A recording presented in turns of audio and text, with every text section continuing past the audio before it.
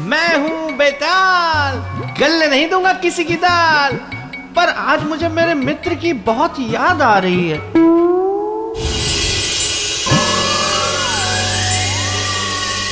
पृथ्वीलोक का मित्र, पृथ्वीलोक में भारतवर्ष की बात कर रहा हूँ, जहाँ है मेरे मित्र की नगरी, विक्रमादित्य की नगरी, उज्जैनी।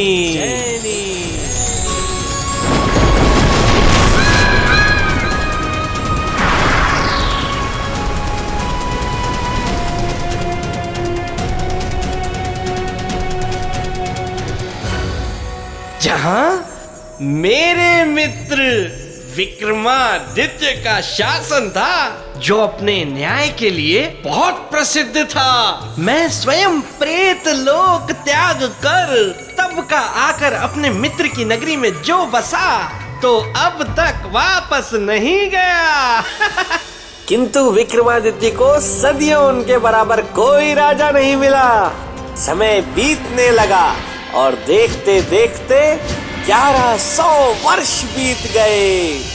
विक्रमादित्य के शासन काल से लेकर अब तक कोई राजा ऐसा नहीं आया जो मेरे मित्र के नाखून की भी बराबरी कर सके।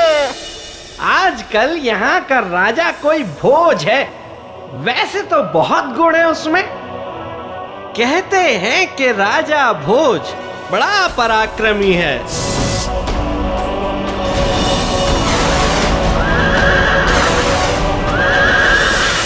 होगा, लेकिन कहाँ मेरा मित्र विक्रमादित्य और कहाँ राजा भोज?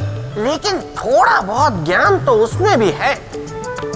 तभी तो एक ही रात में पूरी रामायण को काव्य और कथा दोनों में लिख डाला, जिसे बाद में चंपू रामायण कहा गया।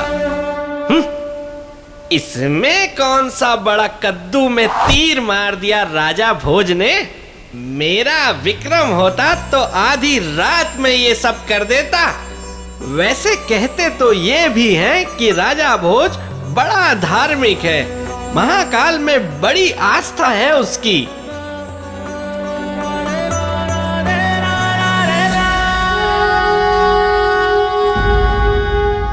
होगी, मुझे क्या, मेरे विक्रम जैसी आस्था तो हो ही नहीं सकती। लेकिन राजा भोज न्याय प्रिय और जनप्रिय तो है ही।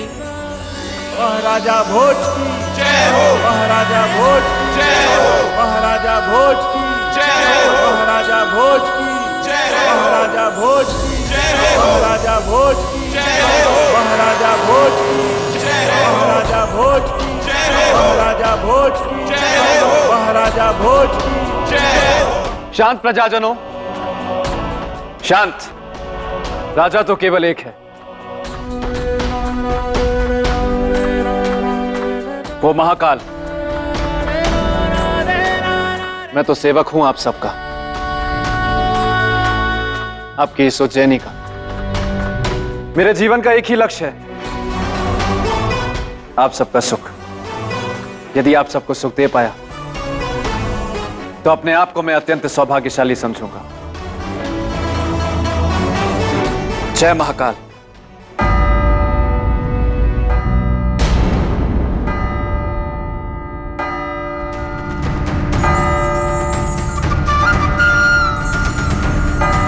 न्याय के घंटे की आवाज किसके साथ हुआ है? आज हम न्याय की गुहार लगाने के लिए नहीं आए हैं महाराज, बल्कि एक जटिल समस्या के समाधान की आस लेकर आए। समस्या? कैसी समस्या? समस्या यह है महाराज कि हम सभी एक मूर्ख चरवाहा के कारण भारी धर्म संकट में पड़ गए। ऐसा क्या किया उस चरवाहे ने? महाराज, जिस स्थान को हम न्याय का मंदिर और अपने राजा को न्याय का देवता मानते हैं, वो उनकी बराबरी कर रहा है। मैं कुछ समझा नहीं सरपंच जी।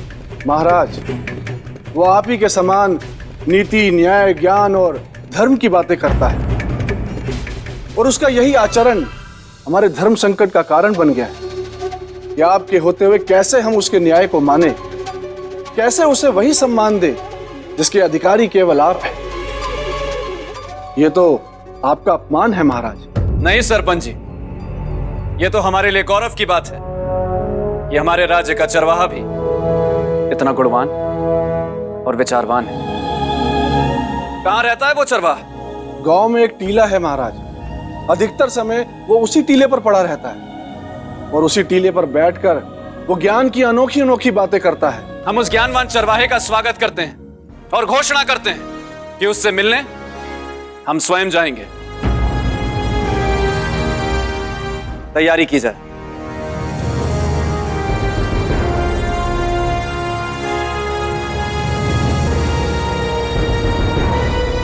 जय महाकाल, जय महाकाल, जय महाकाल। अरे वाह वाह वाह, अरे ये हुई ना राजाओं वाली बात। राजा होकर एक चरवाहे से मिलने जाएंगे। वाह वाह वाह राजा हाँ? ये मैं राजा भोज की प्रशंसा क्यों कर रहा हूँ? सिर्फ जाने से क्या होगा? राजा भोज की असली परीक्षा तो ये है कि वो वहां जाकर करता क्या है।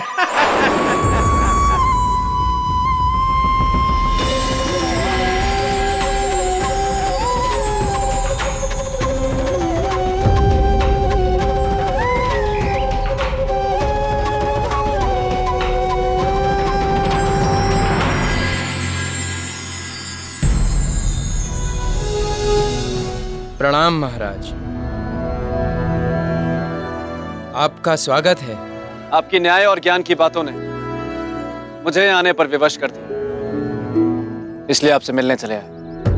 लेकिन महाराज, आप केवल मिलने नहीं आए हैं। ढेरों प्रश्न हैं आपके मन में जिनका उत्तर आप जानना चाहते हैं।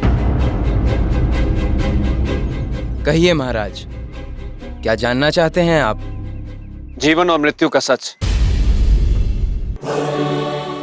जीवन उद्देश्य पाने का मार्ग है और मृत्यु मोक्ष का कारण। अद्भुत। आप जैसे ज्ञानी को तो हमारी राजसभा में होना चाहिए। आचार्य जी, कल इन्हें सम्मान पूर्वक हमारी राजसभा में लाएं। जो आज्ञा महाराज। जय महाकाल, जय महाकाल। ऐ मेरे परम प्यारे पेड़, सुना तुमने? अरे उस चरवाहे की बातें सुनकर न जाने क्यों मुझे मित्र विक्रम की याद आ रही है।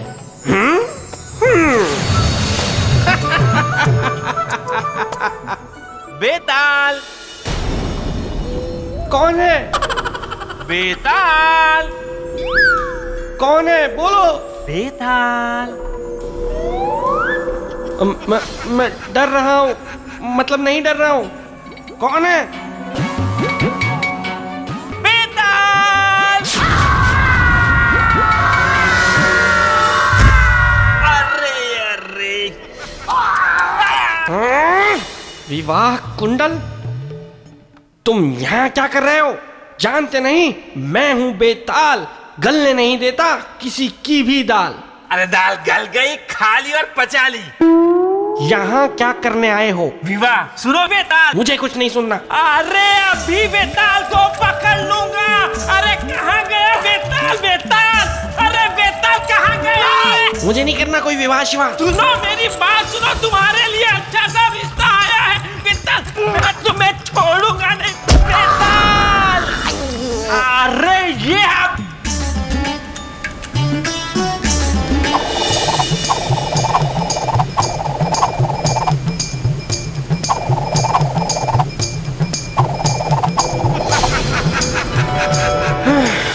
बच गया। पता नहीं आखिर ये विवाह मेरा विवाह क्यों करवाना चाहता है, और विवाह करने से आखिर मिलता क्या है? दुख है? से मुक्ति। अरे बेताल, जिस बेतालनी का रिश्ता मैं तुम्हारे लिए लेकर आया हूँ ना, उसके सौंदर्य के चर्चे हैं प्रेतलोक में। अरे सुनो तो, बेतालनी जिद पर अड़ी है, विवाह करूंगी तो सिर्फ बेताल से। क्या? रहे हो? कौन से हीरे मोती जड़ेंगे तुम्हें? हैं? दिखता भी तो अजीब सा है। अजीब सा नहीं हूं मैं, वो तो कई वर्षों से धूल मिट्टी झड़ी नहीं है बदन से, इसीलिए ऐसा हो गया। अरे तो मान जाओ ना विवाह के लिए। अरे प्रेत लोक के प्रसिद्ध कवि चांडाल पानी की बेटी है सौंदर्य लेखा। होगी वो किसी की भी बेटी। विवाह कुंडल जाकर कह दो उस बेतालनी से कि बेताल और कबूतर में फर्क है। कबूतर में? वो कैसे? दिखाऊं कैसे? मैं फुर्र से उड़ जाता हूँ। बेताल, मुझसे तो बच के उड़ गए, उससे कैसे बचोगे? आ रही है प्रेत लोक से सौंदर्य लेखा। अब मैं चला।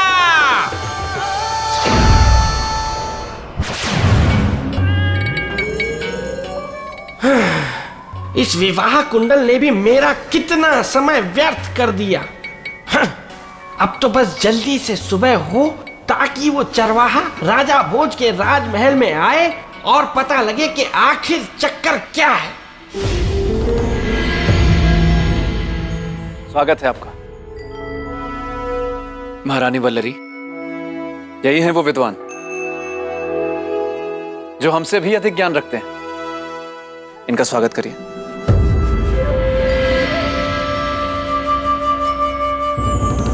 मैं इस योग्य नहीं हूं। मुझे राजा को टीले के रहस्य के बारे में बताना चाहिए।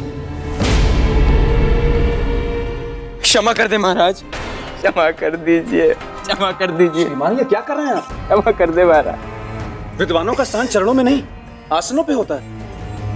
नहीं महाराज, हम तो ठहरे एक मूर्ख चरवाहा।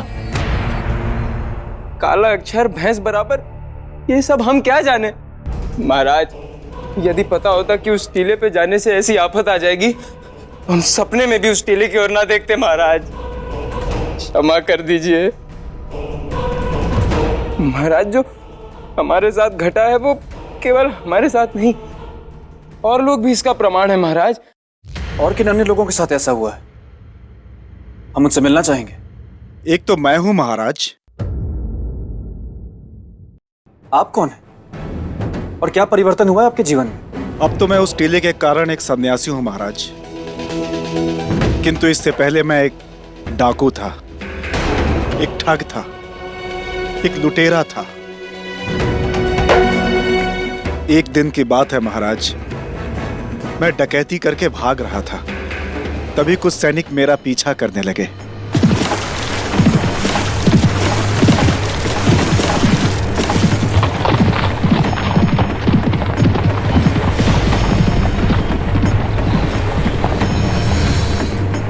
उन सैनिकों से बचने के लिए मैं उस टीले पर जाकर छिप गया। अभी मैं अपनी सांस नियंत्रित ही कर पाया था कि तभी मैंने अपना मृत शरीर देखा महाराज। मैं घबरा गया, मैं भयभीत हो गया कि तभी मुझे एक स्वर सुनाई दिया। दूसरों को लूटते लूटते स्वयं के जीवन रूपी बहुमूल्य खजाने को भी लूट रहे। सुधर जा और इस जीवन को त्याग दो, क्योंकि मनुष्य सदा अपने कर्मों का ही फल पाता है। अच्छे कर्म अच्छे फल, बुरे कर्म बुरे फल। क्या चाहिए? निर्णय तुम्हारा।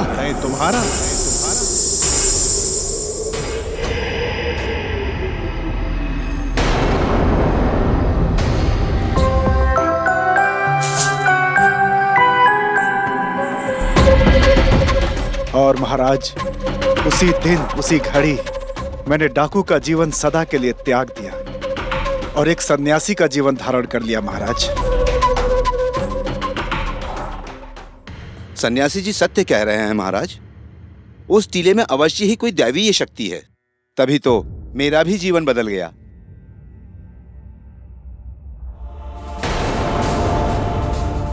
आपके साथ क्या हुआ? महाराज, मैं पेशे से एक सूदखोर व्यापारी था। ब्याज पर पैसे देना और बदले में लोगों को अपना दास बनाकर रखना मेरा कर्म था। एक दिन की बात है, जब मैं ब्याज का पैसा वसूल कर उस टीले की ओर से गुजर रहा था। तभी अचानक मेरी स्थिति ऐसी हो गई कि मैं एक कदम भी आगे नहीं बढ़ा पाया। मैं लड़खड़ाकर वहीं गिर पड़ा।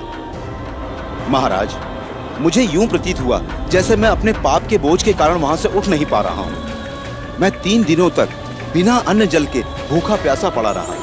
बस उसी क्षण मेरा मन बदला और मैं सत्य कर्म की ओर मुड़ गया। महाराज, यदि ऐसी बात है तो उस टीले में अवश्य कोई शक्ति है।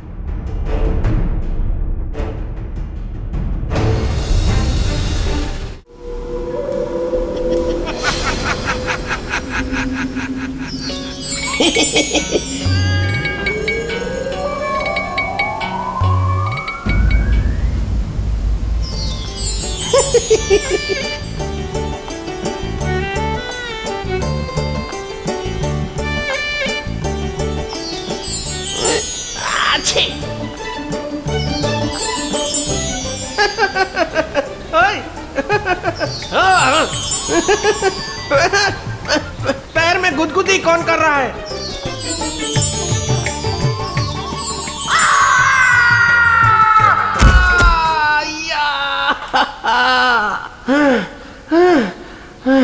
कौन है? कौन है वहां? सामने आओ। कौन है? मैं डर गया हूं, मतलब नहीं डरा हूं। कौन है?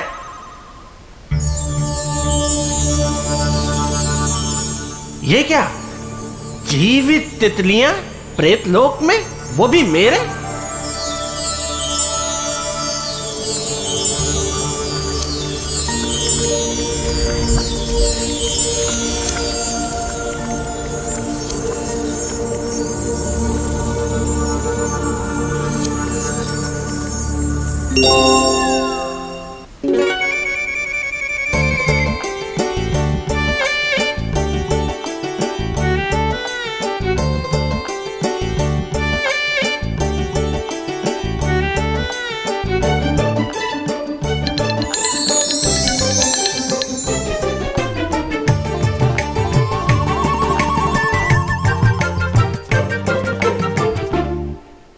मुझे ऐसे मत देखो, मुझे भी शर्म आती है। कौन हो तुम? मैंने पूछा कौन हो तुम? मैं रूप का मक्खन, सौंदर्य की मलाई, जिससे शादी करने में ही है तुम्हारी भलाई। नाम है सौंदर्य लेखा। विवाह कुंडल। सुनो ना, मैं ना हाँ, जाओ। मैं यहाँ तुमसे शादी करने आई हूँ। क्या? शादी मुझसे? नहीं नहीं नहीं नहीं नहीं नहीं, शादी वादी कुछ नहीं। मैं तो आदि भी ना करूं। ठीक है, अगर तुम हो जिद्दी तो मैं भी हूँ हटकी रानी। बाटो। हाँ? तब तक नहीं लूंगी चैन जब तक ना बन जाए हमारी प्रेम कहानी।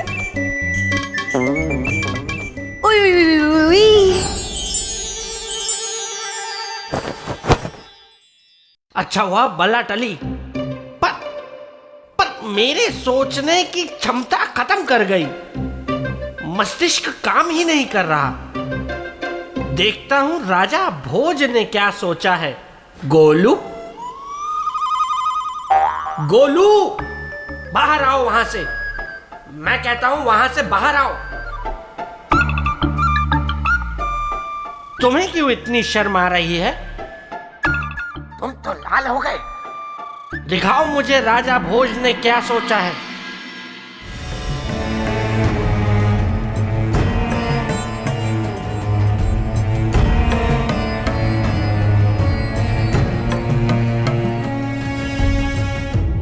आखिर क्या है उस टीले में?